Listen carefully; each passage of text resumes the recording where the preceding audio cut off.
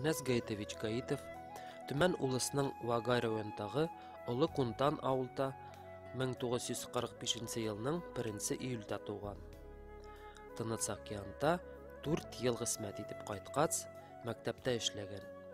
Аның белән бер вакыт Тобольскийның Дәүләт педагогик институтының физика-математика факультетны бетергән. Бала чакта Әнәс Гаитович өч мәдрәсәдә укыган атасыннан төрле халык юмаклар, тарих турлы гәпләмәләр, дин, пәйгамбәрләр турлы ишетеп үскән.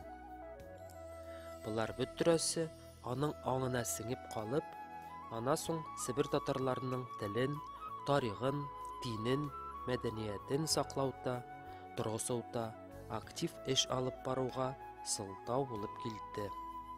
Ул эшләр 80нче елда Тобольскийда озак еллар эшләмәгән мәчетне ачуга, Түмән улыста татар концертларының гастрольларын оештыру турлы, мәктәпләрдә татар телене укыту турлы, газета, телерадио тапшырулар, педучилищеда татар группа оештыру турлы сораулар биргәле юл ачтылар.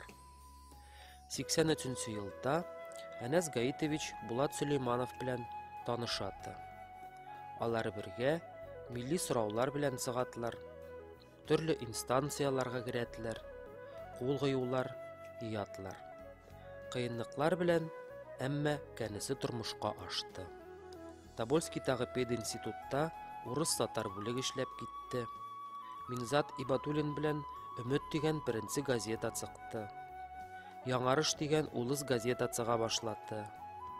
Радиода, телевидениеда татар телдә тапшырулар эшләнде.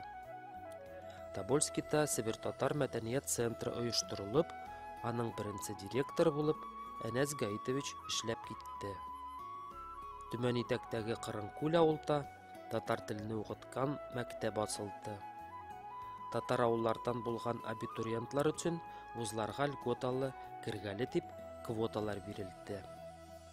91 елда Әнәс Гаитовичны Түмән улысыныңкы Татарлар ассоциацияның вице-президенты итеп куядылар да, ул Тобольскийдан Түмәнгә үтеп киләде. 2011 елда Әнәс Гаитовка Түмән улысының Татарлар конгрессы халык өчен эшләгән эшләренә югары билге биреп, Булат Сөлейманов исемле премия бүләк итәде.